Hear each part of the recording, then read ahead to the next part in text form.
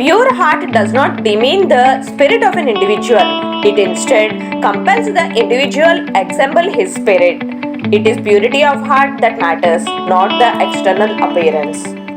अपना तपोबल नष्ट ना होते हुए धन कमाना चाहने वाले अगस्त्य ऋषि ने एक राजा के पास जाकर कहा कि उन्हें दूसरों को नष्ट पहुंचाए बिना और न्याय युक्त कमाया गया धन चाहने की बात स्पष्ट किया।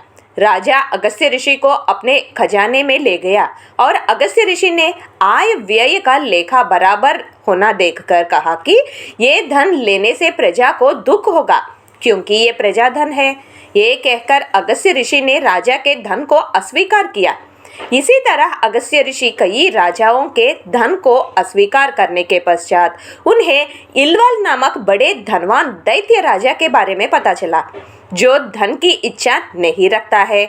राजा की मन की सच्चाई जानकर अगस्त्य ऋषि ने राजा इलवाल से धन लेने का निर्णय लिया।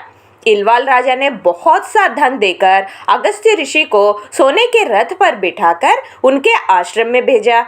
अगस्त्य ऋषि ने आश्रम पहुंचकर अपनी पत्नी लोपामुद्रा की सभी इच्छाएं पूर्ण की। लोपामुद्रा के सदाचार से प्रसन्न हुए अगस्त्य ऋषि ने एक दिन उन्हें संतान के विषय में ऐसा प्रश्न पूछा कि लोपामुद्रा सहस्र पुत्रों को चाहती है या अमित पराक्रम और सहस्रों की बराबरी करने वाला एक ही पुत्र को चाहती है। लोपामुद्रा ने तुरंत सहस्रों को परास्त करने वाला एक ही पुत्र चाहने की बात कहने पर कुछ दिन पश्चात लोपामुद्रा के गर्भ से धृढ़स्यु नामक एक बड़ा बुद्धिमान और तेजस्वी बालक उत्पन्न हुआ। वह परम तेजस्वी तथा सांगोपांग वेद और उपनिषदों का पाठ करने वाला था।